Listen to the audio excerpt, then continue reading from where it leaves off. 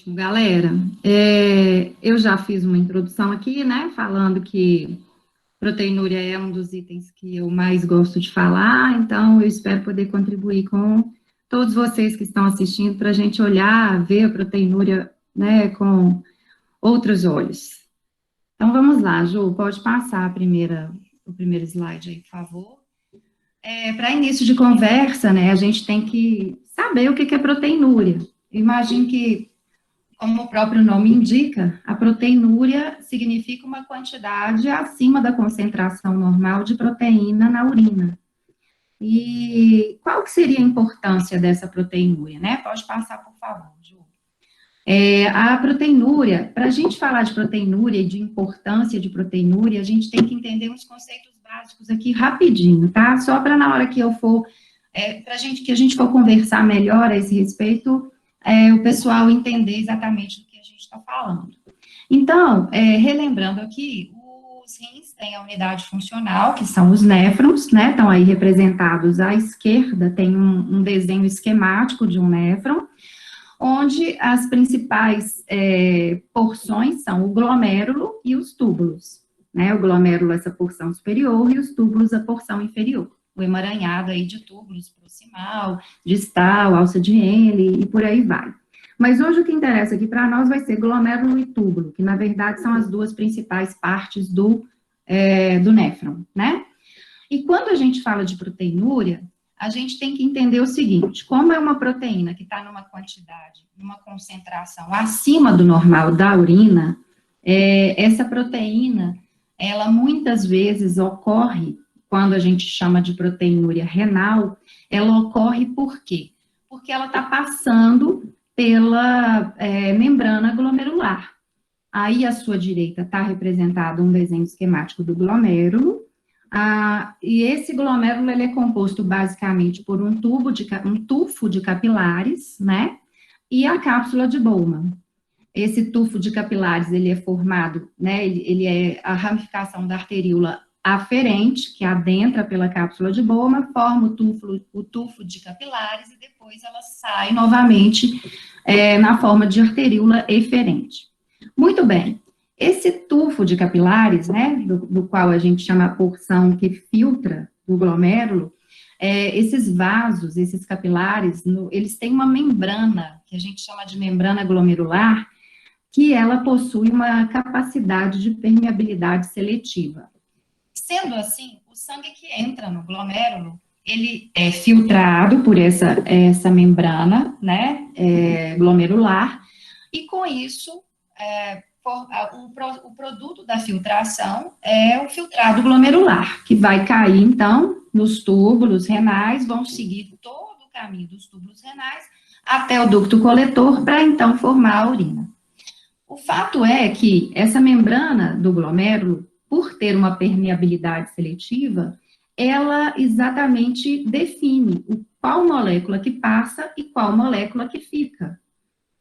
Sendo assim, quando essa membrana está funcionando direitinho, quando o rim está saudável, não há lesão, não há nenhuma condição anormal nesse glomérulo, esse processo de filtração se faz normalmente. Algumas proteínas de baixo peso molecular passam por essa barreira glomerular, mas se são proteínas que precisam ser reaproveitadas, ao longo do caminho pelos túbulos, elas são reabsorvidas e voltam, então, à corrente sanguínea. Existe uma outra situação, que são as proteínas que não devem passar por essa barreira glomerular e que, em situações patológicas, elas acabam alcançando esse filtrado glomerular. Por quê? Porque houve uma alteração nessa barreira, nessa permeabilidade seletiva aí dos glomérulos, ok? Então, esse conceito é importante de ficar na nossa cabeça, tá? Para a gente continuar conversando. Pode passar o próximo, por favor, Ju. Então, pessoal, para falar de proteinúria, a gente precisa entender que existem vários tipos de proteinúria. Nem toda proteinúria é de origem renal, tá? A gente tem a proteinúria pré-renal, a proteinúria pós-renal e a proteinúria renal propriamente dita. E hoje nós vamos conversar sobre a proteinúria renal. Só que para poder identificar a proteinúria renal, a gente precisa saber do conceito de proteinúria proteinúria pré-renal e pós-renal, né? A proteinúria pré-renal, como o próprio nome indica, é aquela que vem de origem antes dos rins. Ou seja, o rim está funcionando bem, não existe nenhum grau de patologia renal, a barreira de permeabilidade seletiva glomerular funcionando normal, e proteínas de baixo peso molecular estão aumentadas na corrente sanguínea por alguma patologia, e quando chegam no glomérulo para serem filtradas, elas então alcançam o filtrado glomerular, porque elas conseguem passar por essa barreira normalmente, e a quantidade delas é tanta no filtrado glomerular que os túbulos não conseguem reabsorver como é de praxe fazer. E aí elas sobram no filtrado glomerular e caracterizam, então, a proteinúria pré-renal. Um exemplo dessa proteinúria é a proteinúria decorrente do mieloma múltiplo, por exemplo, né, que é um aumento das proteínas de Best Jones na urina. A proteinúria pós-renal já é uma proteinúria que a gente encontra com mais frequência na nossa rotina do dia a dia, e por isso a gente tem que ficar muito atento a ela para poder saber diferenciar da proteinúria renal, né? O que vem a ser a proteinúria pós-renal? É aquela proteinúria que ocorre em função de inflamações ou infecções no trato gênito-urinário. Então, por exemplo, uma piometra, uma prostatite, né, um abscesso prostático, uma vaginite, e também as cistites, elas são os principais exemplos de condições que geram a proteinúria pós-renal, ok? Então, daí vocês já percebem que isso tem que entrar na nossa lista de diagnóstico diferencial quando a gente está diante de um caso de proteinúria, né? E a proteinúria renal propriamente dita? Aí sim, como o próprio nome indica, é uma proteinúria originada nos rins, significando que pode ser que haja um problema, seja glomerular, seja tubular, ou em ambas as estruturas, né? Então, se for uma proteinúria de origem tubular, como eu disse, a deficiência vai ser de quê? Vai ser um problema nos túbulos, que vão estar incapacitados de reabsorver as proteínas de baixo peso molecular, que normalmente estão ali presentes no filtrado glomerular, tá? E aí, então, a gente tem essa proteinúria de origem tubular, então. Geralmente, decorrente de proteínas que estão ali no filtrado de menor peso molecular. Então, eu posso ter uma proteinúria de origem tubular por lesões de células tubulares e também pela síndrome de Fanconi, que é uma síndrome em que os túbulos são incapazes de desempenhar suas funções adequadamente, né? Na proteinúria glomerular, a gente tem duas situações. Eu vou falar sobre elas no próximo slide, que vai ser a lesão glomerular e a hipertensão glomerular. Nós vamos falar com detalhes também, tá? E eu queria aqui nesse slide fazer a referência importante, que a gente também tem que lembrar disso na hora de diagnosticar a proteinúria, que é a proteinúria renal de origem fisiológica. Essa proteinúria, gente, ela ocorre em algumas situações específicas, ela pode ocorrer, não significa que vai ocorrer sempre, mas ela pode ocorrer, por exemplo, em quadros convulsivos, em casos em que o animal é submetido a exercícios extenuantes, em casos de excesso de frio, excesso de calor, algumas situações de gravidez também pode ocorrer a proteinúria fisiológica. E a grande diferença dela é que ela é uma proteinúria geralmente de baixa magnitude e transitória. Então, não é uma proteinúria que vai ser persistente, que todo exame de urina que fizer ela vai aparecer. Vai ser uma proteinúria ligada àquele momento do paciente, ok? Então, esse conceito é importante da gente guardar também. Pode passar o próximo slide, por favor, Juliana. E aí, gente, qual que é o motivo da gente se preocupar com a proteinúria, né? Por que ela é tão importante? O que ela pode ocasionar de consequência no organismo? Essa proteinúria anormal, né, que escapa ali do glomérulo, ou que atinge os túbulos em grandes quantidades, o fato da presença dessa proteinúria ali, por si só, né, dessa proteína ali nas estruturas renais, em locais que não era para ela estar passando, por si só, ela já ocasiona um grau de lesão no rim, que vai ser acompanhado de inflamação e de edema. Essa inflamação e esse edema nas estruturas renais vai impedir uma adequada excreção, né? A taxa de filtração glomerular vai ficar prejudicada. Num determinado momento, isso vai se tornar tão evidente, tão importante, que pode ocasionar um quadro de insuficiência renal aguda.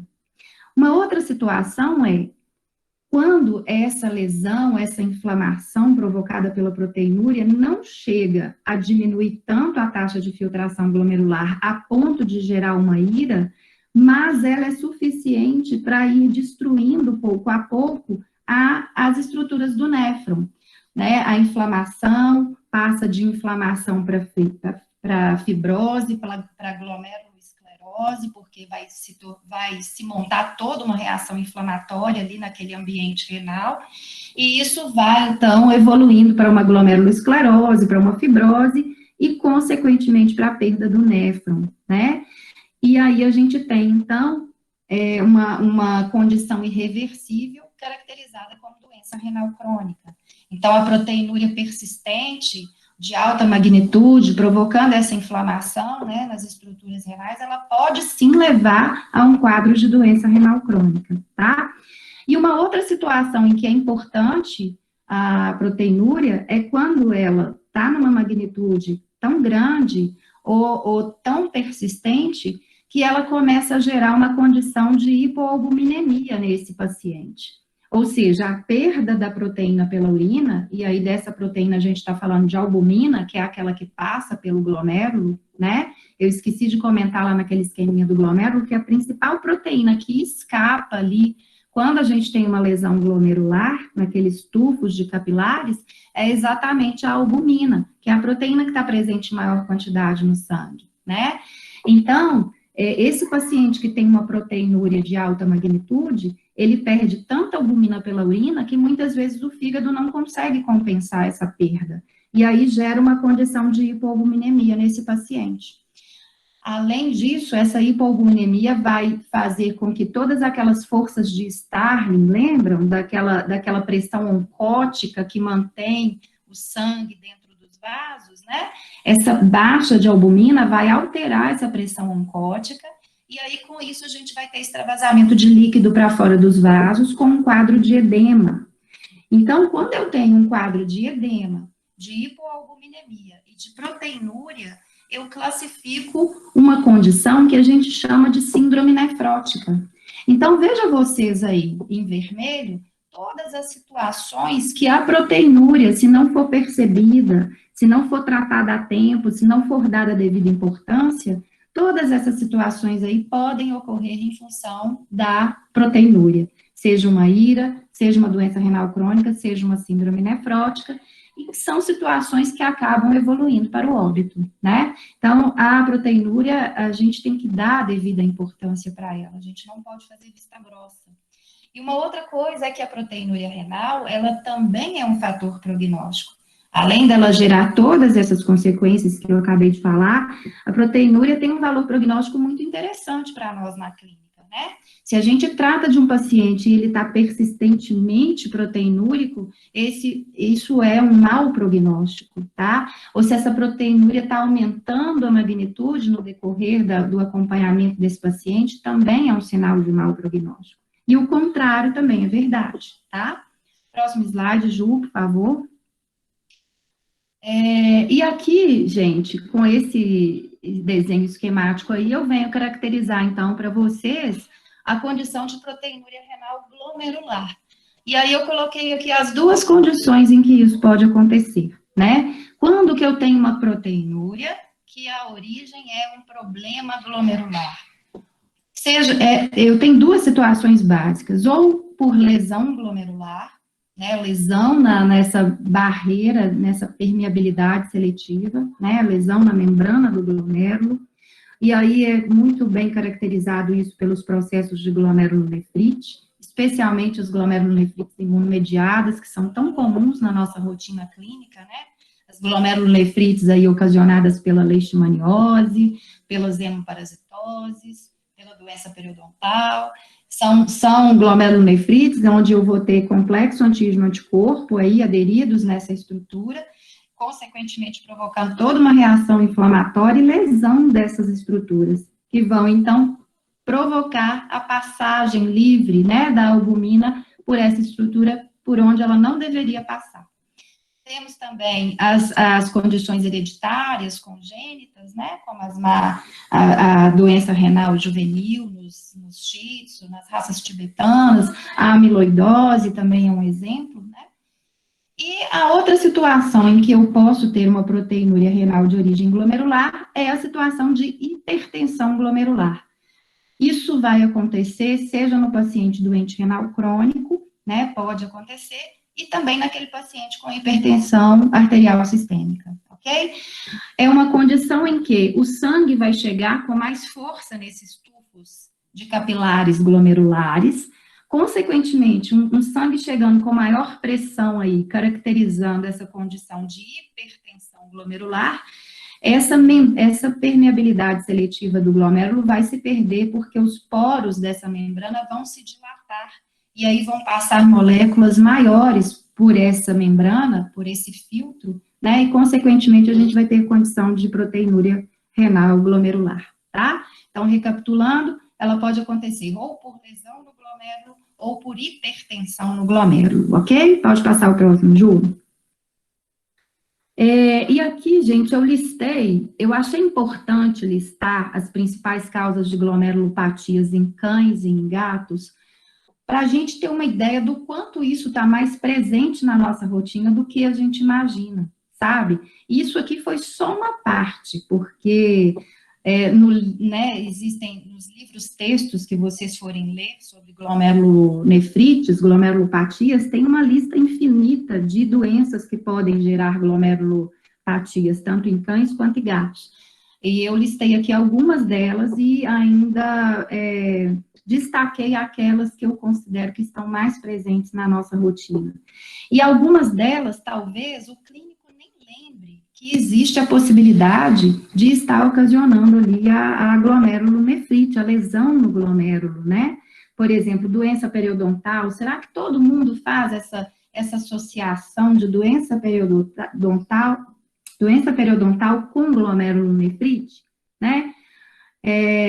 De linfoma, de mastocitoma, de pancreatite, de doenças crônicas de uma forma geral, né, que vão gerar um quadro inflamatório sistêmico, que pode acabar lesando essa barreira de permeabilidade seletiva do glomérulo. Então, é muito importante a gente estar atento a essas doenças que geralmente estão presentes no nosso dia a dia e que às vezes a gente ignora que sejam produtoras, né, de proteinúria, tá? Próximo slide, a gente vai ter as principais situações em que geram glomerulopatias em gatos, né?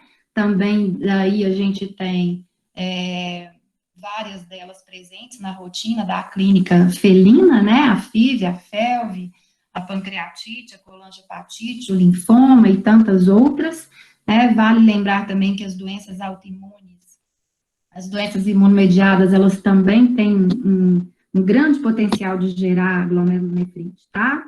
E sem contar que a gente tem que levar em consideração algumas raças, né? Existem as possibilidades familiares, nos cães, os shih tzus, os golden retrievers, nos gatos, os abissínios, os siameses, ok? No caso da amiloidose, a gente pensa também no Shar-Pei, nos siameses, né? Também são condições de glomerulopatias importantes. Próximo slide, por favor. E aí, a proteinúria renal tubular, agora, nós falamos até então da proteinúria renal glomerular, as principais causas, né? Como que ela ocorre, seja por lesão, seja por hipertensão. E agora, a proteinúria renal advinda de algum problema no túbulo, né? Lembre que eu falei com vocês que os túbulos estão ali, entre outras inúmeras funções, uma delas é ele recapturar, né, capturar aquelas proteínas que foram filtradas normalmente pelo glomérulo e que devem voltar à corrente sanguínea. Então, os túbulos, eles têm essa função, entre outras substâncias, de reabsorver algumas proteínas que atingem o filtrado glomerular e que devem voltar para a corrente sanguínea, né? Quando, porventura, eu tenho uma condição em que esse animal foi submetido a uma droga nefrotóxica, ou ele se intoxicou, né, com alguma substância, ou até mesmo sofreu uma hipóxia, seja num procedimento anestésico, em que ele teve uma parada cardiorrespiratória, né?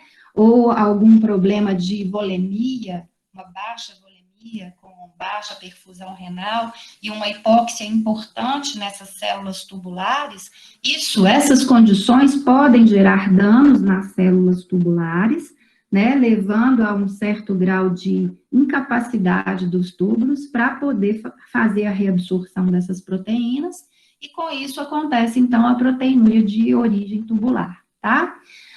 A própria proteinúria glomerular, que é aquela que deixa escapar proteínas de, por exemplo, a albumina, né, proteínas de maior peso molecular, essas proteínas ficando ali lá na luz do túbulo, elas também vão provocar por si só a lesão nessas células, tá? E processos de tubulopatias específicos, como a síndrome de Fanconi também, né? Próximo slide, fazendo favor. E aqui, gente, só para vocês entenderem como que funciona essa patogenia aí da proteinúria, né? Se eu tenho, por exemplo, uma doença primária, vamos supor que a gente tem um paciente com leishmaniose, né? Vai haver aquela formação de complexo antígeno-anticorpo, que vão se instalar ali, entre outros lugares, nos glomérulos, né? Vão começar a gerar com isso lesão glomerular, inflamação. Essa lesão glomerular, então, vai fazer com que a proteinúria aconteça. E se aí eu sou um clínico que tem um olho atento para a possibilidade de proteinúria, eu faço o diagnóstico precoce dessa proteinúria. E aí, então, eu consigo, através do diagnóstico precoce da proteinúria, pesquisar a causa. Opa, tem proteinúria. O que está levando a essa proteinúria? Se eu consigo identificar que existe uma proteinúria antes de identificar qualquer outra coisa, eu vou em busca da causa e tenho grande chance de, identificando a causa e tratando, interromper o processo de lesão glomerular. Ao contrário, se eu não dou importância para a proteinúria, se eu não peço um exame de urina, eu não consigo fazer o diagnóstico dessa proteinúria, né? Essas lesões dos glomérulos vão só aumentando e com isso chega num ponto até eu ter perda de néfrons. E a perda de néfrons, ela é irreversível, ela vai caracterizando aos poucos um quadro de doença renal crônica. A doença renal crônica por si, então, leva a uma sobrecarga hemodinâmica. Por que é uma sobrecarga hemodinâmica? Gente, pensa, um rim que tem um paciente que tem uma doença renal crônica, ele tem menos néfrons funcionais. O sangue continua chegando no rim do mesmo jeito, na mesma quantidade. Se esse sangue chega e tem que se distribuir por um número de néfrons menor, porque aquele rim já perdeu uma porção de néfrons, ele vai entrar nesses néfrons remanescentes com muito mais pressão. E aí é onde a gente caracteriza o quadro de hipertensão glomerular da doença renal crônica, tá? Então, quando a gente fala de hipertensão glomerular na doença renal crônica, é por causa disso, essa sobrecarga hemodinâmica do sangue que chega e que não tem condições de se distribuir no número normal de néfrons e se distribuir num número muito menor, consequentemente com maior pressão. Gerando esse quadro de aumento da pressão glomerular, né, ou de hipertensão glomerular, há uma passagem forçada da albumina pelos glomérulos, porque o sangue chega com tanta força que ele distende aqueles capilares glomerulares, aumenta os poros da barreira seletiva, e com isso a albumina passa forçadamente por ali, gerando, então, mais proteinúria. E aí vira um ciclo vicioso, né? Por isso que a gente fala que a proteinúria, ela tem um caráter progressivo, ela faz a doença renal progredir, ok? Próximo slide, por favor. E aí, quais são os testes para identificação da proteinúria, né, gente? Existem alguns testes que a gente lança a mão, entre eles o teste da urina rotina, o teste colorimétrico da fita reagente, a razão proteína creatinina urinária, que vocês vão ouvir falar sempre, toda vez que ouvirem falar de proteinúria, a gente sempre tem que pensar em razão proteína creatinina urinária, essa sigla aí, RPC, ou RPCU, ou UPC, tanto faz, né? Às vezes a gente vê citadas de formas diferentes nos artigos. A gente também tem o teste de microalbuminúria, que eu vou falar um pouquinho a respeito, e a eletroforese de proteínas. Todos eles são testes que nos ajudam a identificar proteinúria. Pode passar o próximo. Então, dentre os testes para identificação, a gente vai começar pelo exame de urina rotina, né? Antes disso, é interessante a gente lembrar que em condições normais, há proteína na urina, só que numa quantidade bem pequena, né? Bem diferente da do plasma, por exemplo. Então, a gente considera que em condições normais a gente tem aí em torno de 1 miligrama de proteína por decilitro de urina e que pode haver flutuações ao longo do dia aí até na casa dos 20, 25 miligramas por decilitro, ok? No exame de urina, existe o teste da fita reagente, que a gente chama de teste colorimétrico, que está aí representado nessa gravura, né? São a fitinha reagente, tem várias almofadinhas que vão se corar depois que a gente submerge elas dentro da urina, né? Vão ter a reação específica lá e se corar para falar se é positivo ou negativo para aqueles analitos ali que a gente está analisando. Uma dessas almofadinhas analisa, então, se existe uma quantidade de proteína normal nessa urina. E aí a coloração vai mudar, né? Então, tanto mais proteína tenha nessa urina. De forma que a gente vai ver lá no resultado do exame de urina, assim, proteína, uma cruz, duas cruzes, três cruzes, ou ausente, né, traços, enfim. Essa intensidade aí da coloração que vai dar o grau de proteína por essa fita reagente, tá ok? E essa fita, ela começa a reagir, a aparecer uma reação nessa fita, quando eu tenho uma quantidade de proteína a partir aí de 30 miligramas por decilitro, geralmente, tá? É importante, quando a gente pega um resultado de exame de urina rotina e vê lá na parte de proteína que tem uma cruz, duas cruzes ou três cruzes, é muito importante a gente levar em consideração, gente, a densidade urinária, tá? E a presença de sedimentos. Por quê? Como eu falei com vocês, a presença de sedimentos vai caracterizar a possibilidade de uma proteinúria pós-renal, né? Sedimentos do tipo, na sedimentoscopia pode aparecer um grande número de hemácias, um grande... Oi? Oi, a Sara, desculpa te interromper. Tá tudo Deixa bem? eu te falar. Tá tudo bem. É porque eu não sei se você está passando a mão perto do microfone ou se você está se afastando do microfone, aí fica às vezes ondulando a sua voz entre distante e próximo. Então, aí... vou fazer o seguinte, eu vou pôr o fone, porque aí deve ficar melhor. Você vai me falar. Fica melhor assim, Sara? Acho que sim. Então tá, obrigada. Vamos ver. Obrigada. Então, pessoal, essa densidade, ela deve ser levada em... Eu não sei se eu estava na densidade ou na presença de sedimentos. Eu acho que era na presença de sedimentos, né? Toda vez que a gente pega um exame de urina rotina, a gente tem que ver lá na sedimentoscopia se tem uma quantidade importante de hemácias, uma quantidade importante de leucócitos, de células epiteliais. Por quê? Porque esses sedimentos, eles podem gerar uma reação falso-positiva nessa fita, tá? Tudo bem que a fita ela é mais específica para a albumina, sim.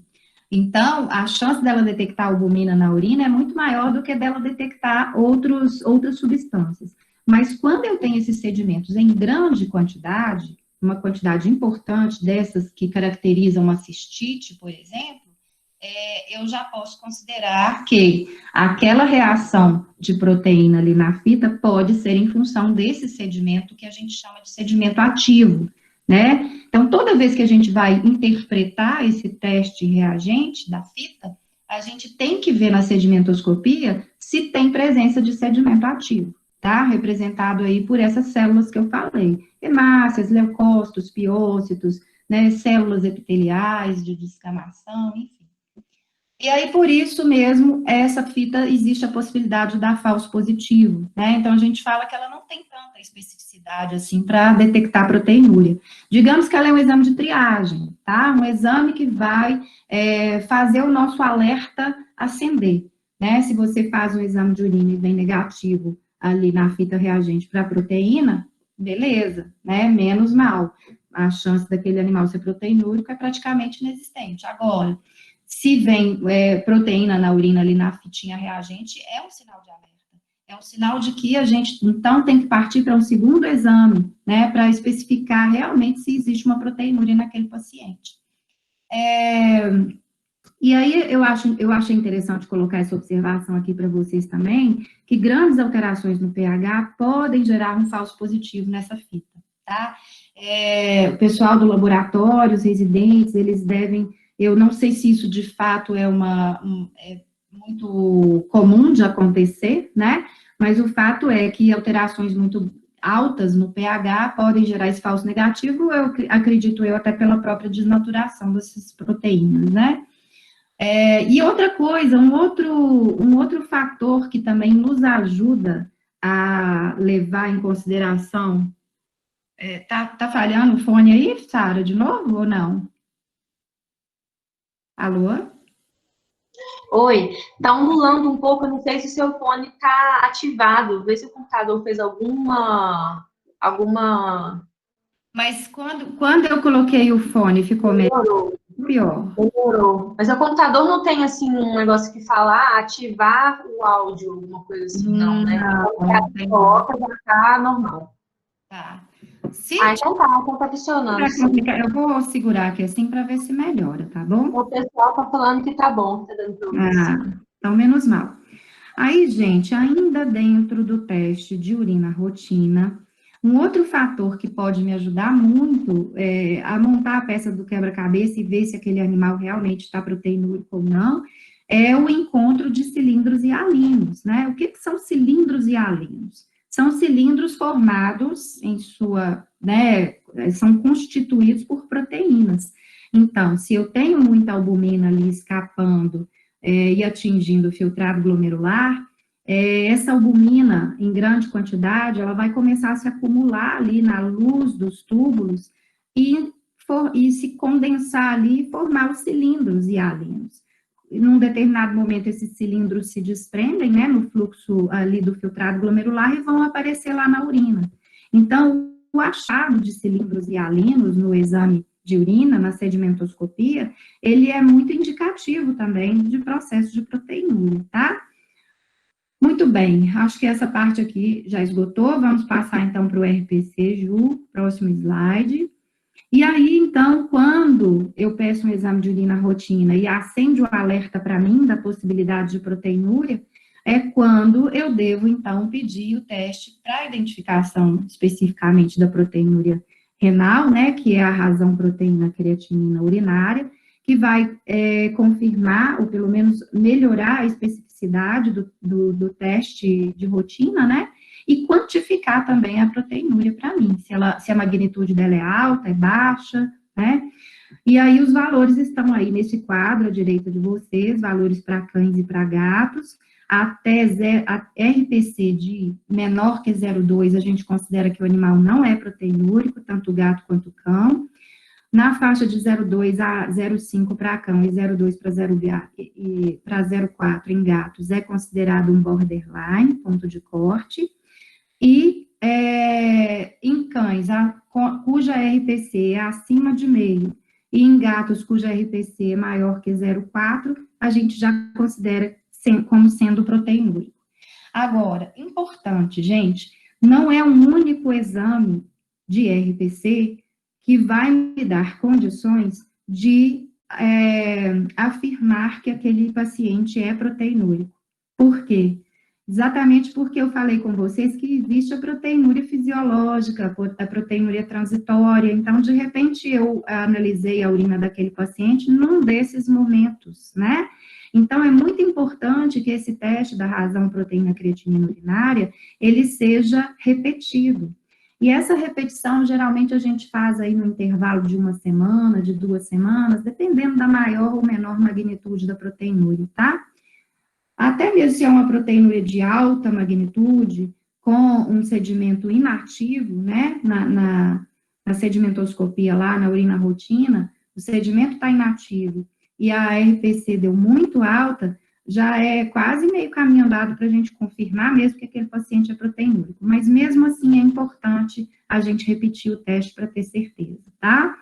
É importante também avaliar os valores absolutos da proteína urinária e da creatinina urinária, e não só ver o valor lá, RPC tanto, avaliem se o valor da proteinúria está condizente, né, se o valor da creatinina está condizente. A persistência e a magnitude da proteinúria, como eu já falei para vocês, ela dá uma ideia de prognóstico. Proteinúrias persistentes ou proteinúrias de alta magnitude significam um prognóstico pior, né, mais lesão. Se for uma magnitude muito alta, maior do que 2, por exemplo, a gente já pode admitir ou pensar numa proteinúria de origem glomerular. E a gente, sempre que pega um exame de RPC que ele está alterado, é importante que a gente avalie a albumina sérica. Por 2 motivos. Um, porque se tiver uma RPC alterada, né, ou seja, uma RPC caracterizando uma proteinúria, e a albumina sérica estiver diminuída, isso já é uma forma quase que certa de confirmar para mim que aquela proteinúria é de origem renal mesmo, né? Agora, o outro lado da moeda também é avaliar se a RPC deu alterada e a albumina está muito baixa, a ponto de gerar uma síndrome nefrótica, por exemplo, né? Então, eu tenho sempre que, pensou em RPC, pensa em albumina sérica também, vamos monitorar como que tá, né? Porque às vezes demanda uma atitude mais imediata da minha parte. Olha, eu tentando passar o slide aqui, passa aí para mim, Ju, por favor. A gente também tem testes para identificação de microalbuminúria. Esses tem vários testes, né? O imunoturbidimétrico automatizado, o semi-quantitativo, que é o ELISA, mas ele é mais subjetivo porque é por cor. E um teste muito interessante, né? Que o laboratório lá da Escola de Veterinária já conta com ele, que dá uma rapidez, uma agilidade aí, já é usado na rotina clínica lá, da patologia clínica lá do hospital veterinário, que é esse teste que eu coloquei aí na foto para vocês, né, é um analisador de urina, chama, com essa sigla aí, inclusive a Foco distribui, né, a Focovet aí, na pessoa da Débora, né, Débora, faz a distribuição desse aparelho, e ele é um aparelho bem interessante, porque, além dele tirar a subjetividade, né, da questão do patologista, ou do técnico do laboratório, olhar a coloração da fita reagente para poder falar, né, qual grau de reação que teve ali, ou não, ele também traz a microalbuminúria nessa fita reagente. Então, é um a mais, além da microalbuminúria, traz também creatinina e cálcio, né? Então, é um teste bem interessante e que, para quem tem na rotina clínica, é uma ferramenta a mais para ajudar no diagnóstico precoce, né?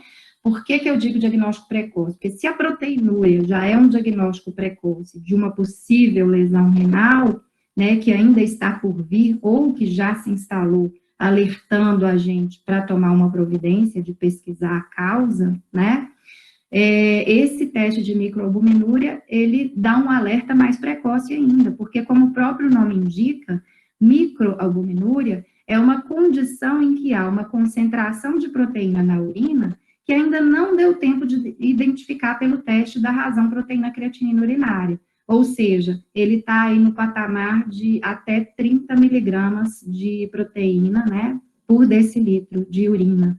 Então, é um teste que identifica pequenas quantidades de proteína na urina e que muitas vezes ele pode ser útil, tá? Em que casos? Por exemplo, na medicina, há uma correlação grande de microalbuminúria com óbito em pacientes, especialmente aqueles pacientes diabéticos, né, que tem nefropatia diabética, aqueles pacientes que têm hipertensão, aqueles pacientes que têm doenças cardiovasculares, é de praxe na medicina humana usar esse teste exatamente por causa desse fator prognóstico, dessa correlação com óbito, tá?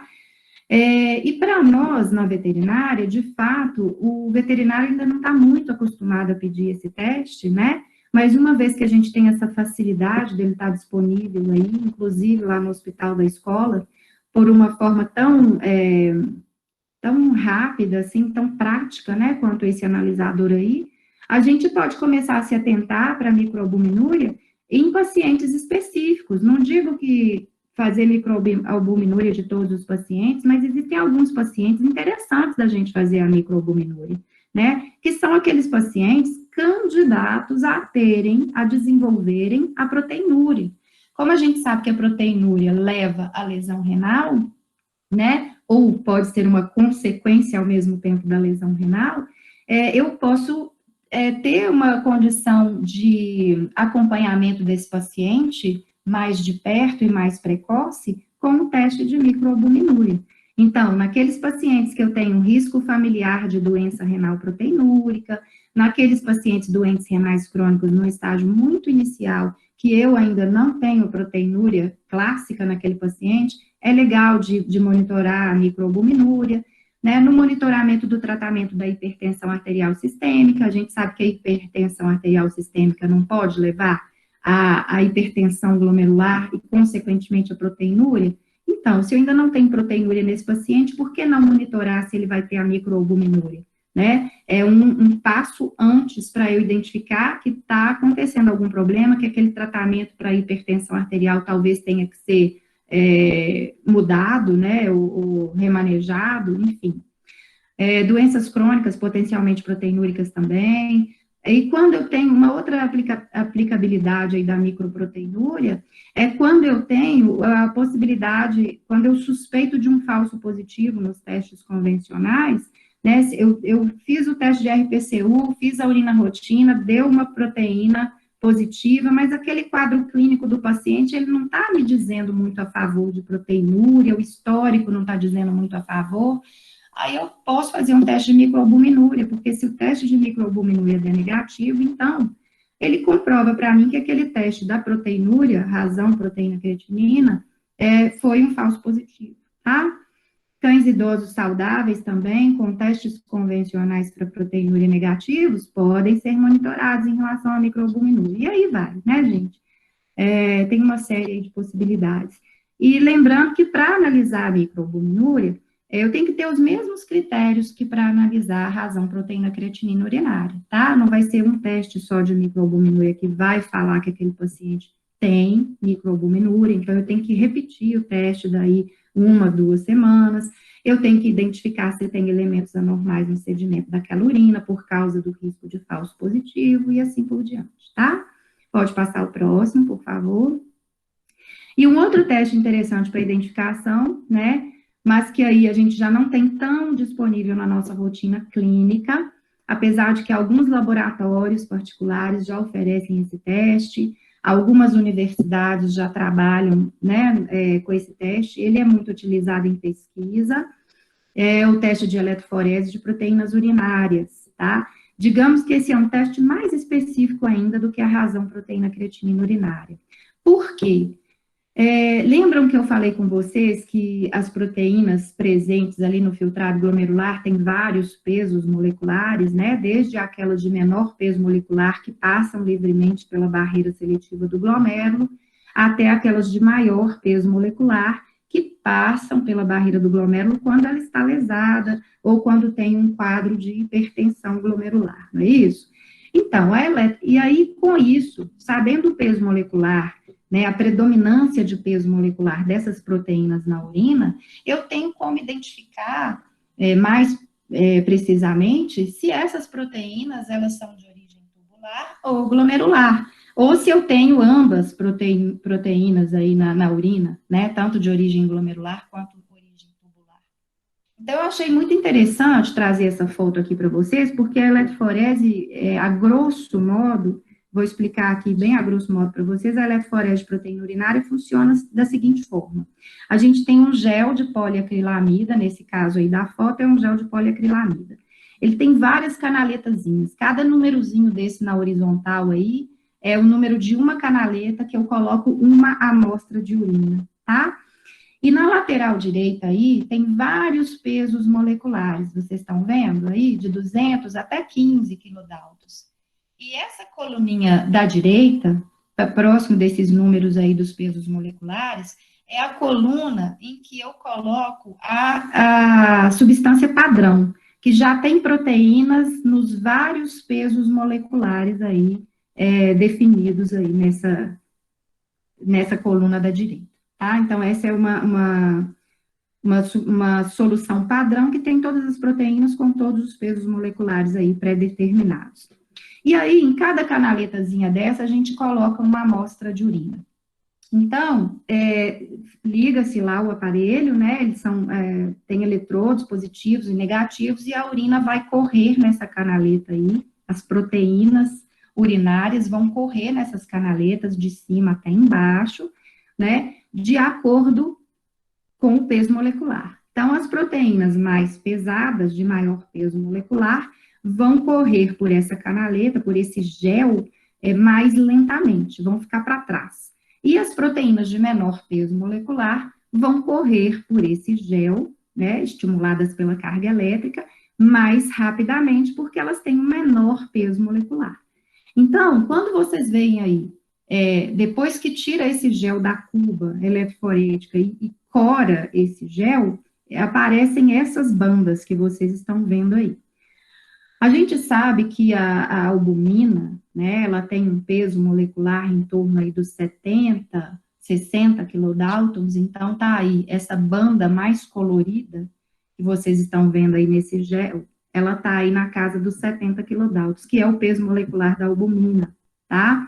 Então, quando eu pego um gel de eletroforese e vejo, né, uma maior concentração, maiores bandas de proteína nessa faixa de peso molecular, eu deduzo que ali tinha uma proteína, uma albuminúria, né, uma proteinúria de origem glomerular. Agora, se ao mesmo tempo aparecem muitas bandas de menor peso molecular, que são essas bandas mais para baixo aí, eu também posso admitir que tinham proteinúria ali de origem tubular, tinham proteínas de menor peso molecular, que passam normalmente pelo glomérulo, que não está lesado, e que por algum motivo de incapacidade tubular, elas não vão ser reabsorvidas e vão aparecer ali em maior quantidade, ok? Espero que tenha ficado claro, qualquer dúvida depois a gente no final pode responder. Então, a eletroforese de proteína urinária, ela vai me dar uma análise tanto qualitativa, porque eu vou saber o peso molecular das proteínas e, consequentemente, eu vou poder pensar, né, em proteínas que têm aquele peso molecular, quais seriam. Vai me dar uma análise quantitativa, porque essas bandas, a gente tem um software que a gente joga essas bandas eletroforéticas num software e ele dá a quantidade dessas proteínas, né, a concentração dessas proteínas naquela amostra, então ela é uma análise quantitativa também.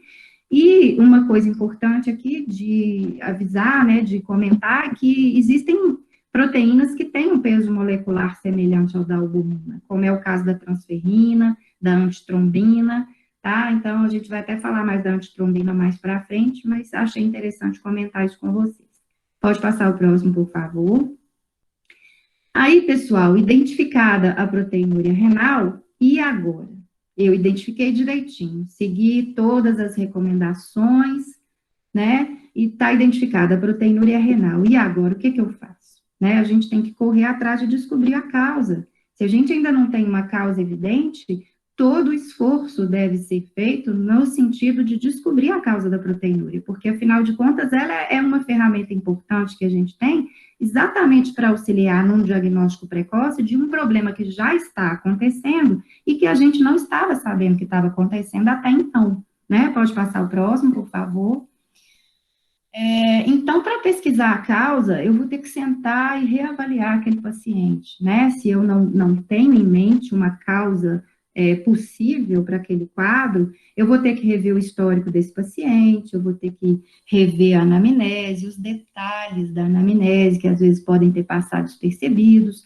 Eu vou precisar mensurar a pressão arterial daquele paciente, que, como eu disse para vocês, hipertensão arterial é um fator causador de proteinúria, né? Eu vou ter que fazer um exame clínico minucioso naquele paciente e lançar a mão de exames complementares, né? Como, por exemplo, sorologia, seja para leishmaniose, seja para hemoparasitose, seja para FIV, seja para FeLV, vou ter que lançar mão de testes específicos também, alguns testes específicos, se eu suspeito de uma doença autoimune, por exemplo, né, que não é muito comum, mas a gente tem que lembrar que as doenças autoimunes também provocam proteinúria, né, e nessa hora que eu estou pesquisando a causa, pessoal, é importante eu rever toda aquela lista de possibilidades, né, de possíveis doenças que eu mostrei lá atrás, que podem ocasionar proteinúria, tá? Um exame ultrassonográfico, seja para descobrir uma doença primária, né, uma neoplasia, seja para ver a condição renal, tem que rever o hemograma, a bioquímica, os eletrólitos desse paciente. Fazer os exames seriados é muito importante, porque às vezes aqueles exames do dia da consulta, eles me trazem um valor ali absoluto, e eu não sei daqui para frente, depois que eu identifiquei a proteinúria, como que esses valores do bioquímico, do hemograma, estão se comportando. Então, muitas vezes, quando eu faço novos exames e coloco lado a lado, um com o outro, e vejo a evolução de cada analito, pode estar aí a chave, né, ou a dica, para que eu pense num diagnóstico específico que pode estar ocasionando ali aquela proteinúria, tá bom? A eletroforese urinária é um aliado, né, como eu disse, alguns laboratórios particulares já oferecem esse teste, e a biópsia renal, que eu não poderia deixar de colocar aqui, né, mas que ainda não é uma rotina nos nossos atendimentos, a gente precisa de profissionais bastante especializados para fazer a coleta do material, não é todo paciente que é indicado a biópsia renal, e aí daria uma outra palestra só para falar sobre isso, tá? Mas a biópsia renal é uma outra forma também de pesquisar a causa, mas não é frequente, não é rotina no nosso dia a dia, combinado? Próximo slide, por favor. E outra coisa que a gente tem que ter em mente é que situações de proteinúria distintas requerem manejos diferentes. Então, não existe uma receita de bolo, o cachorro está proteinúrico, o gato está proteinúrico, então faz isso, isso e isso. Não. Eu tenho que ver a proteinúria em todo o contexto daquele meu paciente, tá? O fato é, pacientes podem ser proteinúricos em várias circunstâncias. E aí eu ilustrei com essas fotos, porque um cachorrinho, um gatinho, que você olha para eles e está plenamente normal, alegre, feliz e saltitante, ele pode estar proteinúrico, né? E o manejo com esse paciente vai ser diferente do manejo de um paciente que está na UTI, internado, em IRA grave, né? É completamente diferente o manejo. Ambos podem ter proteinúria, mas o manejo dessa proteinúria vai ser diferente. Que é diferente também de um paciente num estágio avançado de doença renal crônica, que é proteinúrico, mas o manejo dessa proteinúria vai ser diferente. De um paciente debilitado com ascite, é um paciente proteinúrico, mas o manejo vai ser diferente dessa proteinúria, tá? Então, próximo slide, vamos ver as diferentes situações aí. Por exemplo, os animaizinhos que estão lá felizes, contentes e saltitantes, e que eu faço um check-up, né? E aí eu, como um clínico atento, eu vou pedir a urina rotina nos meus check-ups também, e não só hemograma e bioquímica, e aí eu detecto que tem uma proteinúria. Eu fiz o exame de urina rotina, apareceram lá 3 cruzes de proteína, ou 2 cruzes de proteína que seja, o sedimento estava inativo. Eu pedi para fazer uma razão proteína creatinina urinária e deu maior do que 5 no caso do cão, ou maior do que 0,4, né? Desculpa, e 0,5 no caso do cão ou do gato, respectivamente. Então, esse paciente está proteinúrico. Porque o hemograma e o bioquímico dele deu normal e porque ele está ali feliz e saltitante na minha frente, eu vou ignorar essa proteinúria? Não, não posso. Aí o manejo que eu tenho de fazer, eu tenho que explicar para o tutor a importância daquele achado no exame de urina e explicar as consequências se a gente não pesquisar e tratar a causa, né? Então, o manejo com esse paciente vai ser pesquisar a causa e, uma vez descoberta, tratar. Próximo slide, por favor. Quando eu tenho um paciente internado em IRA e com proteinúria, né, porque a IRA geralmente é um quadro que está totalmente, né, interligado com a proteinúria, porque ou vai ter lesão glomerular, ou tubular, ou ambas, né, geralmente sim, o manejo vai ser, eu preciso ser rápido na identificação da causa, né, então eu preciso buscar e investigar tudo que possa ser relativo à causa da proteinúria, preciso tratar a causa e dar o tratamento de suporte para esse animal, né? E em casos de suspeita de glomerulonefrite imunomediada, a imunossupressão pode ser uma das alternativas para ajudar, para auxiliar a diminuir essa proteinúria.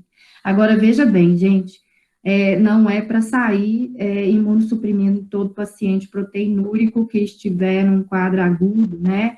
Não, eu tenho que ter muita segurança para acreditar que aquela glomerulopatia seja de origem imunomediada. Então, que caso que seria esse? Um caso de leishmaniose, por exemplo, ativa, né?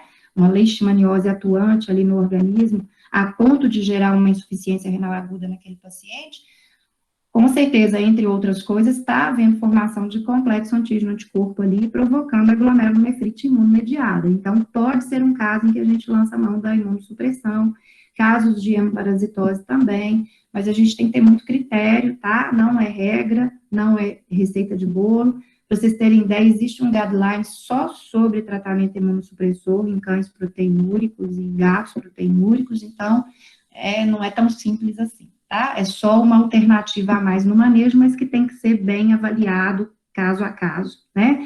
E tirando essa questão, só mesmo se a gente tivesse uma biópsia que confirmasse, tem uma glomerulonefrite imunomediada, ok?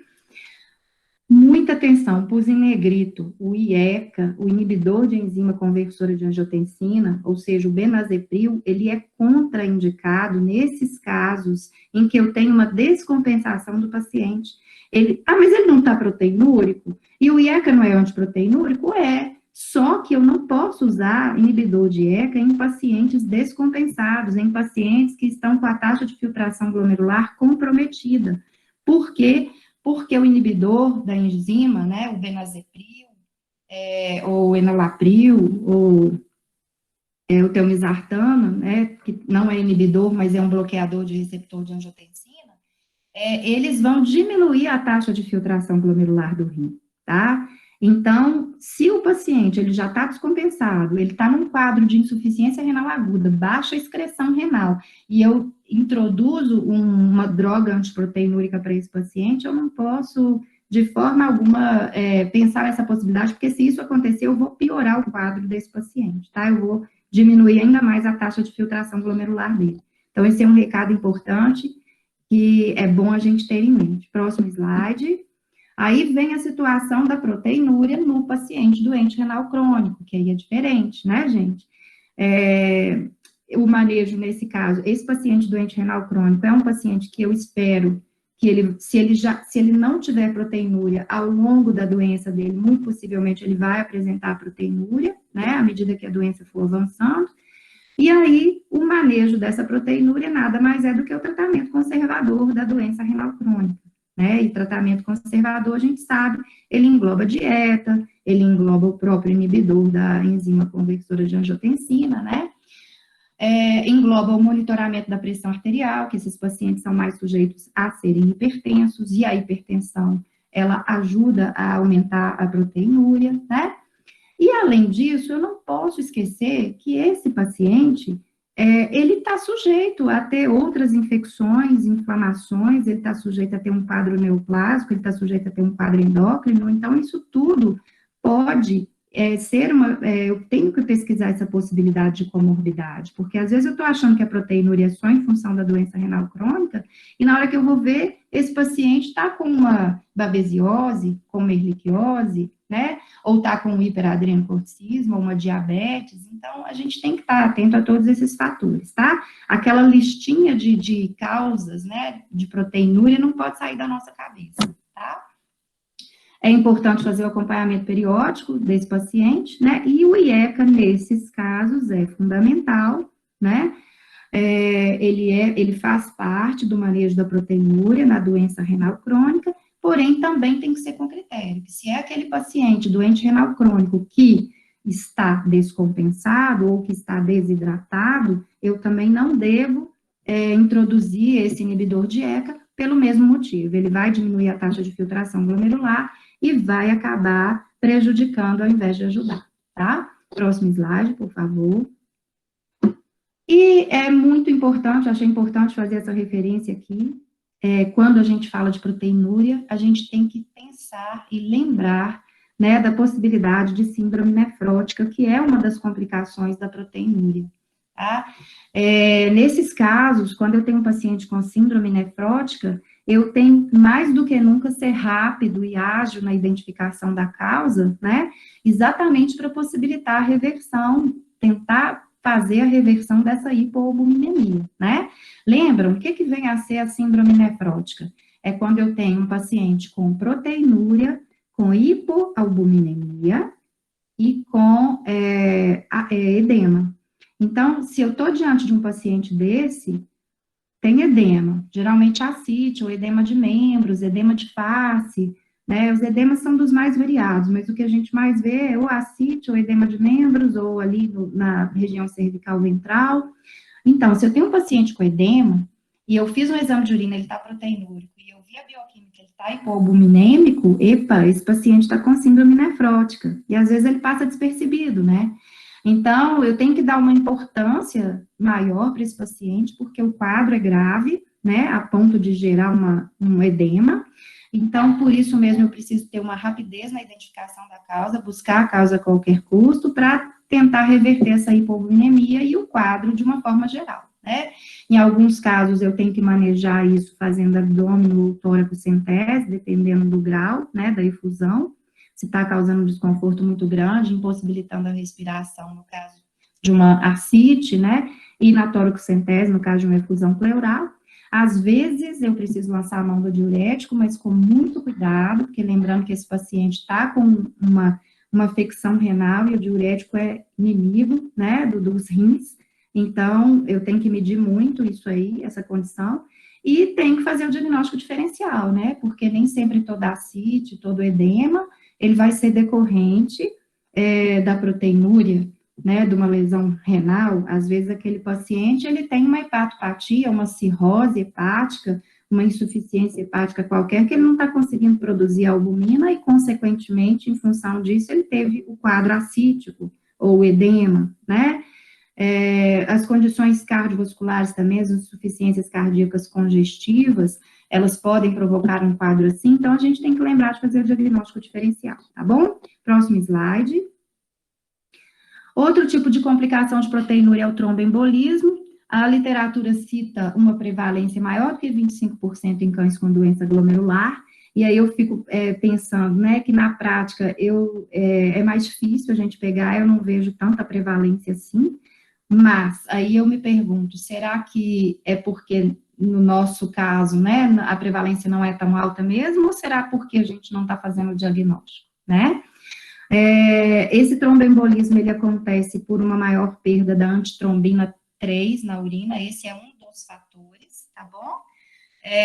E aí, o que acontece? Lembra que eu falei que a antitrombina é uma proteína do sangue que tem mais ou menos o mesmo peso glomerular da albumina? Pois então, nessa condição de lesão ou de hipertensão glomerular em que a albumina escapa pelo glomérulo, a antitrombina 3 também escapa. E aí, ela estando deficiente no sangue, vai ser um fator a mais para a formação de trombos, né? Além do aumento do fibrinogênio no plasma, da maior ativação plaquetária, da disfunção endotelial, que ocorre nesses quadros, né, renais graves. Então, isso tudo vai predispor à formação de trombos. E aí, gente, é muito importante esse paciente doente renal, com proteinúria grave, já em quadro de síndrome nefrótica, por exemplo, é muito importante a gente ter um monitoramento por ultrassom, tá? Porque às vezes o ultrassom pode identificar trombos, como é o caso dessa foto aí que eu vou contar para vocês, eu acho que no próximo slide. E esse tromboembolismo, ele tem uma importância, e às vezes a gente não pensa nisso, não está alerta para isso, né? Mas a importância desse tromboembolismo é tanta que a IRIS, que é a Sociedade Internacional de Interesse Renal, né, é um órgão respeitado, os nefrologistas seguem muito as determinações dessa sociedade, eles recomendam ácido acetil salicílico numa dosagem baixa para cães com doença glomerular proteinúrica, tá? Exatamente para tentar prevenir essa condição do tromboembolismo. Pode passar para o próximo, por favor. E aí, gente, eu separei alguns casos clínicos para contar para vocês, que eu acho interessante para ilustrar essa condição aí da proteinúria que a gente está discutindo aqui, né? E o primeiro caso é esse caso do Pitoco aí, que foi um cão atendido lá no hospital veterinário da UFMG. Ele era um SRD de 5 anos, já era um DRC por causa da leishmaniose, ele se tornou um DRC, era portador de leite. E ele entrou no hospital com um quadro de uremia grave, ele tinha proteinúria e tinha hipoalbuminemia, e com pouco tempo de internação, ele já desenvolveu um edema em membros e região cervical, caracterizando, então, um quadro de síndrome nefrótica, né? Tinha proteinúria, tinha hipoalbuminemia e edema. Tinha uma lesão renal, porque ele estava num quadro de uremia grave, e o mais estranho é que, apesar dele estar lá na UTI, né, do hospital, e recebendo todo o monitoramento e o tratamento de suporte, a uremia dele não melhorava, só piorava. E aí, então, a gente resolveu pedir um ultrassom, e nesse ultrassom foi evidenciado uma área extensa de infarto no rim esquerdo, com um trombo, que é esse trombo aí da foto, ocluindo parcialmente a aorta abdominal desse paciente, ocluindo exatamente caudal, assim, logo antes da artéria renal esquerda, e o que explicava essa área extensa de infarto no rim esquerdo. Então, eu presenciei esse ultrassom e foi impressionante, assim, ver o trombo com a artéria renal logo à frente, assim, né, e uma parte do rim, a metade do rim esquerdo estava normal e a outra metade murcha, como se fosse uma uva passa, assim, se é que eu posso falar que estava murcha, né, mas ela estava totalmente atrofiada. Então, foi muito interessante esse quadro, uma pena que, infelizmente, o Pitoco não sobreviveu. Nesse mesmo dia do ultrassom, ele veio a óbito, mas foi um aprendizado e eu acho que ele ilustra muito bem essa possibilidade aí de tromboembolismo nesses pacientes, né? Próximo slide, por favor. É o caso da Cristal. A Cristal é uma... Hoje a gente está acabando. Vocês querem que eu pule os casos clínicos? Tenho da Cristal e tenho da Rani. Não são casos demorados, e depois eu tenho as considerações finais. Vocês querem que eu pare aqui e a gente vai para as perguntas, ou vocês querem que continue? Pode continuar, então? Então, beleza. Estou vendo aqui o povo falando. Então, tá jóia. Tá faltando pouco, tá? O caso da Cristal, gente, era uma Yorkzinha que vinha no nosso atendimento. Ela era doente renal crônica e vinha sempre para monitoramento, né? Então, era uma fêmea de 6 anos, não castrada, veio para avaliação e acompanhamento, e na avaliação, a queixa da doutora era, tem dia que ela tá boazinha para comer, tem dia que não come bem, e tem dia que está mais bem disposta, tem dia que menos. Então, a gente fez aqueles exames de praxe de todo o paciente doente renal quando vai para reavaliação, que é a urinálise, a RPC, né, o GGT urinário, o hemograma, o perfil bioquímico e a medição da pressão. Quando a gente mediu a pressão da Cristal, ela estava com 270 milímetros de mercúrio. E a Cristal era uma paciente já acostumada com a nossa rotina de atendimento, já era acostumada com a gente, então era uma cadelinha tranquila. Então, essa pressão nos assustou muito, e aí já foi feito logo um tratamento imediato com a isosorbida, né, para baixar a pressão a curto prazo. Ela ficou sendo acompanhada lá durante esse dia todo, ela manteve, depois a gente conseguiu estabilizar a pressão, né, e aí ela foi para casa com a prescrição. Então, a partir de então, ela já tomava o Benazepril, já fazia uso da dieta renal, e aí a gente introduziu o alodipino para controle da pressão arterial sistêmica. E detalhe, o hemograma dessa cachorrinha era normal, que a gente colheu no dia, estava normal, ela não estava azotêmica, só que ela estava proteinúrica, tá? Aí o caso da Cristal, eu tentando passar o próximo slide, pode passar aí, Ju. Eu acho o caso dela muito interessante porque ele é bem didático. Desse exame de urina da Cristal, a gente pode tirar uma série de informações bem didáticas, tá? Entre elas, vamos comparar aqui. Esse foi o exame do dia que ela foi, que estava com a pressão de 270. Tudo bem aí, gente? Ouviu uma vozinha? Tá tudo bem? Hum. O exame desse dia, ele tinha na fita, né, no exame colorimétrico lá da urina rotina, tinha 3 cruzes de proteína, a densidade urinária estava 1,018, uma densidade condizente mesmo, né, com a doença renal, um RPC de 1,4, albumina sérica de 1,43, vejam vocês que o limite inferior, a gente admite, né, que o limite inferior de albumina é 2,3 no sangue, o limite inferior, então ela estava bem hipoalbuminêmica, né, uma ureia sérica de 39, creatinina de 1,6, condizente com um quadro leve de doença renal, e olha os cilindros aí, gente, apareceram cilindros hialinos, né, grossos e longos, condizente com as 3 cruzes de proteína lá na urina, tá ok? Então, agora passa o próximo, que na verdade vai ser a projeção do exame 2 semanas após. Não. Volta aí, Juju. Devagarinho aí, que vai aparecer no exame. Volta aí, fazendo favor.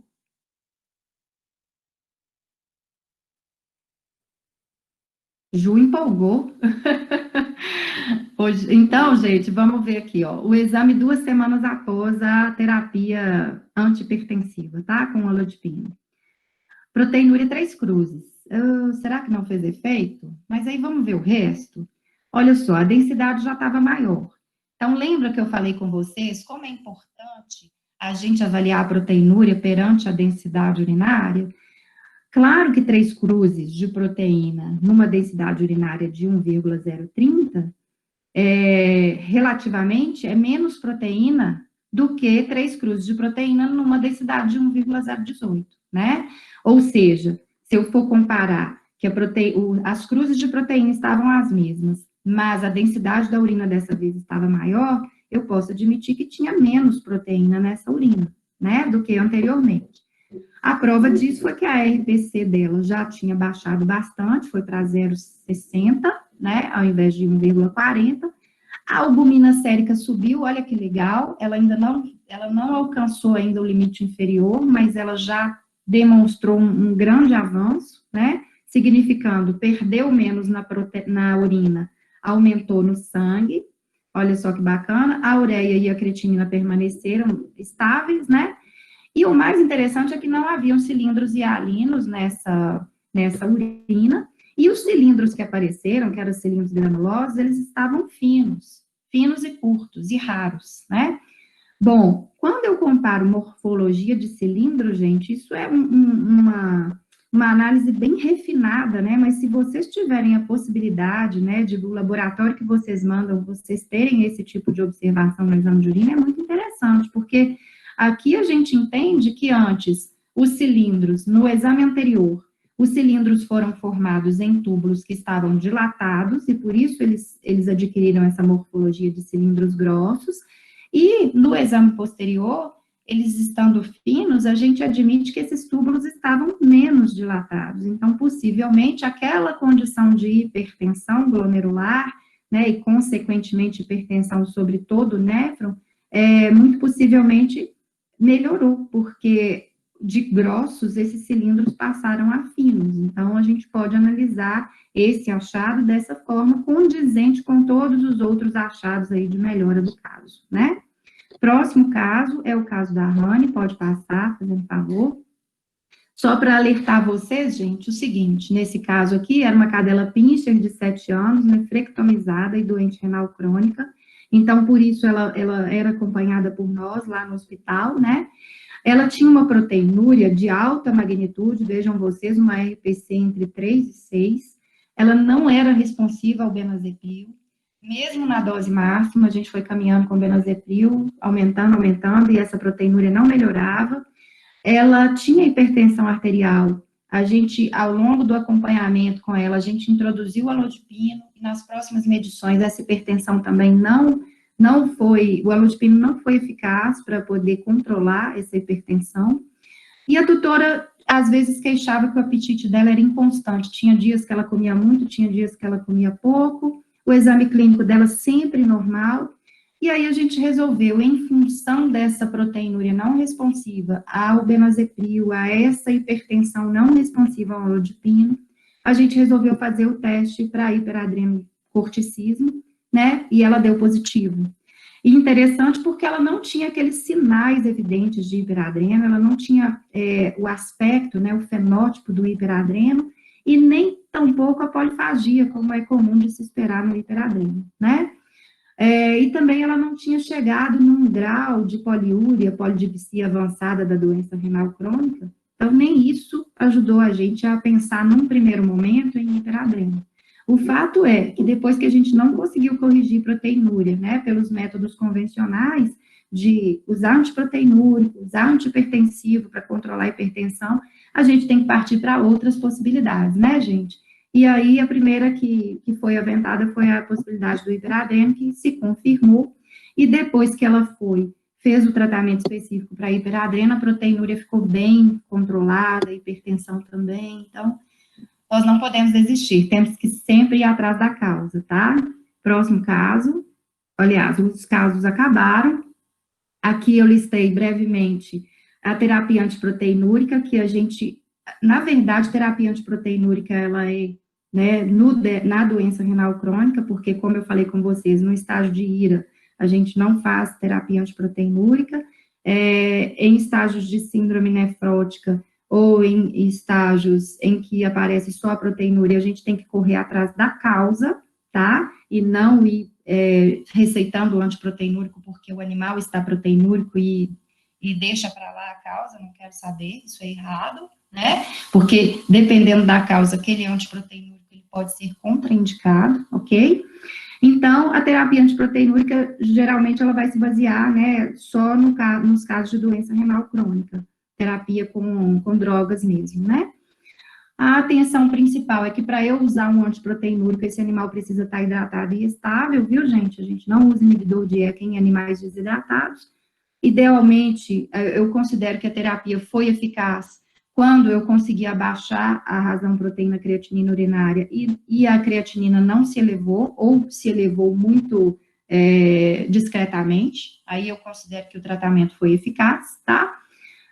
A condição ideal seria fazer a proteinúria regredir, mas isso nem sempre é possível. Então, a Sociedade Internacional de Interesse Renal, ela diz que se a gente consegue abaixar essa proteinúria para um valor, né, 50% do valor inicial, já é considerado um tratamento de êxito, tá bom? A dieta renal também é um quadro, também é uma medida antiproteinúrica nesses casos, né, porque ela é uma dieta com menos proteína, ok? Então, automaticamente, isso já foi comprovado, né, que a dieta com menos proteína, ela melhora o grau de proteinúria. Também é indicado pela IRIS que cães e gatos proteinúricos já recebam a ração renal ainda no estágio 1 da doença, ok? E o inibidor de ECA que a gente mais usa, né, que é o benazepril, nessa dosagem que está aí para vocês. Lembrando que essa dosagem pode ir sendo aumentada gradativamente até 1 miligrama, 1,5, a literatura fala até 2, mas eu confesso que eu tenho um pouquinho de medo de ir até 2 miligramas por quilo, e quando eu chego em 1, no máximo 1,5, e o negócio não dá certo, aí a gente tenta combinar com temizartana, que é um dos bloqueadores de receptor de angiotensina, né, que pode auxiliar aí, e que geralmente agora está sendo o mais usado em gatos também. E após iniciar ou mudar qualquer dose de qualquer um desses fármacos antiproteinúricos, a gente tem que lembrar de repetir a RPC para ir monitorando e também repetir ureia, creatinina, para ver se a gente não está contribuindo para aquela baixa de filtração glomerular importante no animal, né? Pode passar o próximo. Como considerações finais, pessoal, a gente precisa, é mandatório que a gente peça exame de urina, porque se a gente não pedir exame de urina, a gente não vai identificar proteinúria, certo? Além disso, é mandatório saber interpretar esse exame de urina, né? Saber correlacionar os achados, saber diferenciar os tipos de proteinúria, não só olhar lá, não, deixa eu ver aqui, proteína deu 3 cruzes, não, então tá proteinúrico. Não, não é assim que funciona, né? A gente tem que considerar todos os aspectos que já foram aqui falados, nunca ignorar uma proteinúria. Quando a proteinúria estiver presente e eu não sei a causa, eu tenho que investigar essa causa, tá? Tem uma grande chance de ser devido a glomerulonefrite, especialmente em cães, cães têm mais glomerulonefrite do que gatos, e gatos têm mais tubulopatias, né? Então, é legal a gente fazer essa correlação também. Lembrar que a proteinúria é comum nos casos de DRC, tem que monitorar. Pode ser a única alteração nesse paciente. Então, às vezes, o paciente está ótimo, hemograma, bioquímica, tudo normal, mas ele está proteinúrico, então eu não devo, porque ele está ótimo nos outros exames e porque ele está sem alterações clínicas, eu não devo ignorar esse achado, tá bom?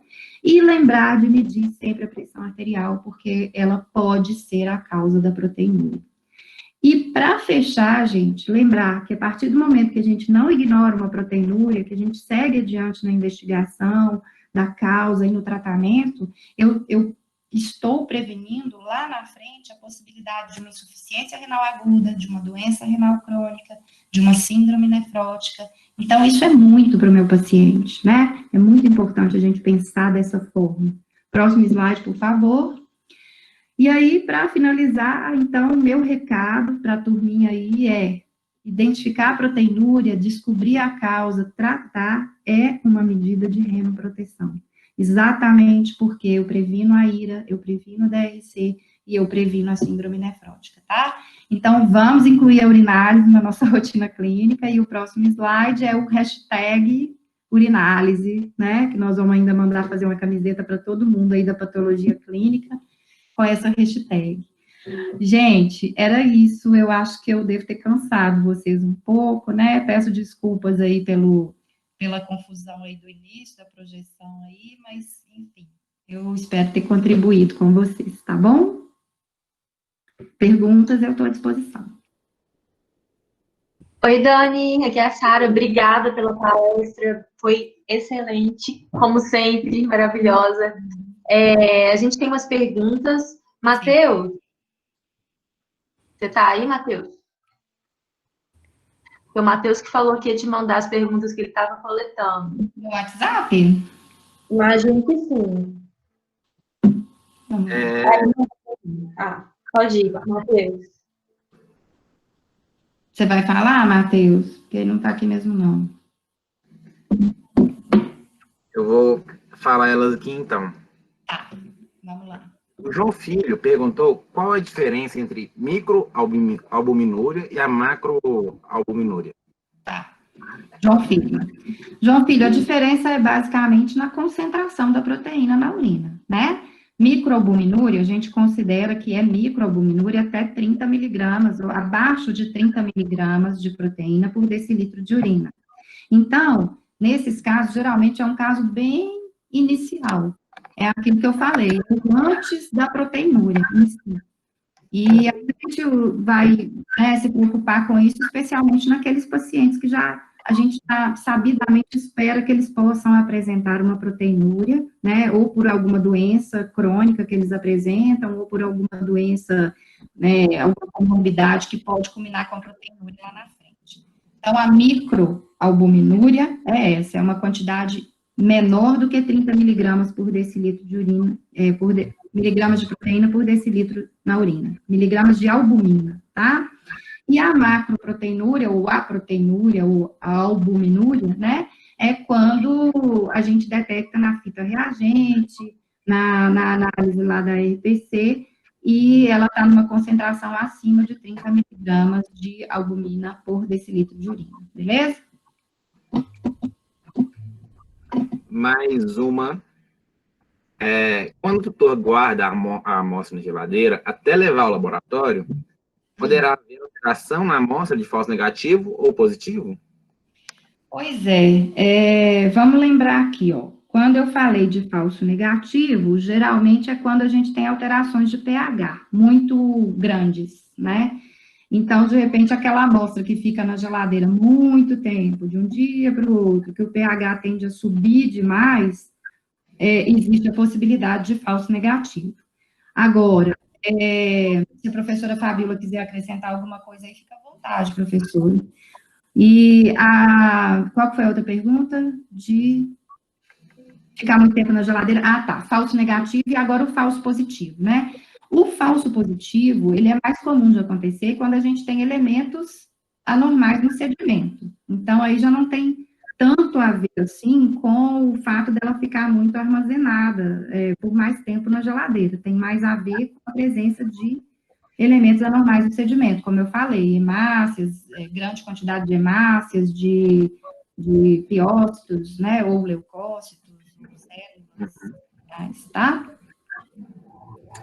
E cilindros e alinos se formam com proteinúria de origem tubular ou só de origem glomerular? Não, os cilindros e alinos, eles vão se formar com proteinúria. O que vai mandar mais aí na formação dos cilindros e alinos é a magnitude da proteinúria. Independentemente se ela é de origem glomerular ou tubular, se tem muita proteinúria ali, se tem muita proteína na luz tubular, a chance é maior de formar os cilindros, né?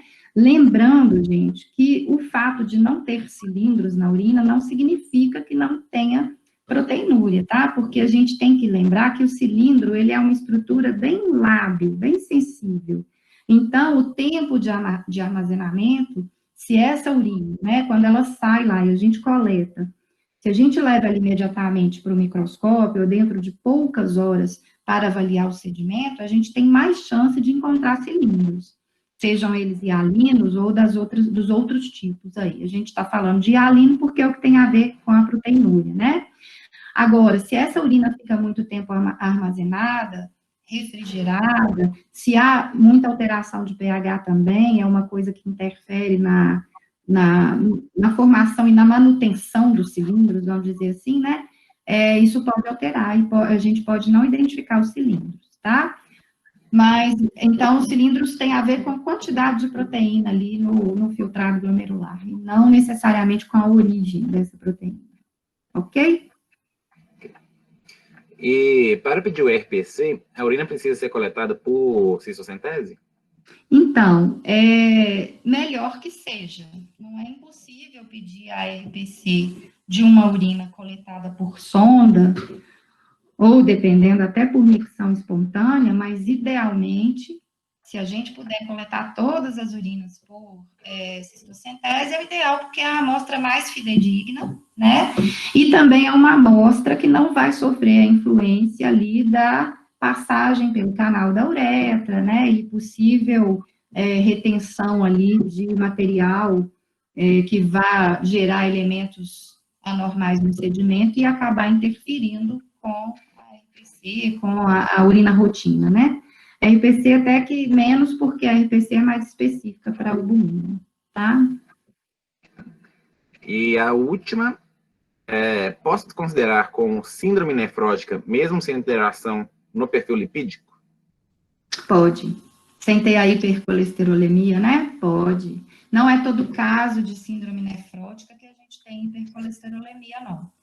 A hipercolesterolemia, ela acontece secundariamente, né? Ela acontece num segundo momento, porque, como eu disse, na síndrome nefrótica há uma perda grande de proteína pela urina, a ponto de gerar uma hipoalbuminemia, que o fígado não consegue repor com a produção de albumina. Então, na tentativa de preservar a pressão oncótica do sangue, o fígado começa, então, a mandar mais colesterol para a corrente sanguínea, que é uma molécula mais disponível, vamos dizer assim, mais fácil para manter a pressão oncótica, e aí, nesses casos, a gente tem uma hipercolesterolemia secundária, né? Mas, se você tiver um paciente proteinúria, hipoalbuminemia e edema, a gente já considera como sendo uma síndrome nefrótica, ok? E a última, que apareceu mais uma aqui no chat agora, que ela facilitaria uma alteração renal? Desculpa, eu não entendi a primeira parte, eu não escutei. A ração fornecida, ela facilitaria uma alteração renal? A ração? Isso. Como que eu entenderia essa pergunta aí? O excesso de proteína, talvez? Eu não entendi muito bem o que a pessoa quis dizer. Se quiser abrir o microfone aí e fazer a pergunta, pode. Pessoalmente? Repete aí, Matheus. Seria o alimento. Excesso de proteína no alimento. O excesso de proteína no alimento. Depende do grau de excesso de proteína, né? Teria que ser muito excesso. A proteína por si só, ela não vai favorecer a lesão renal. Pelo menos no meu entendimento, não.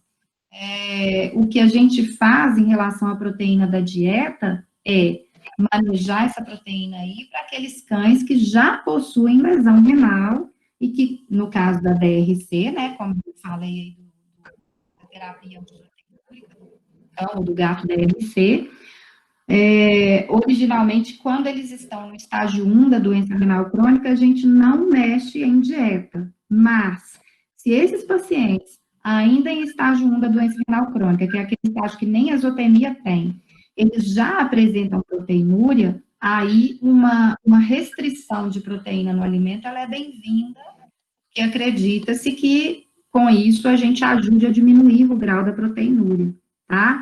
Mas o fato da dieta em si provocar, por si só, o excesso de proteína na dieta provocar uma lesão renal, eu acredito que não, tá?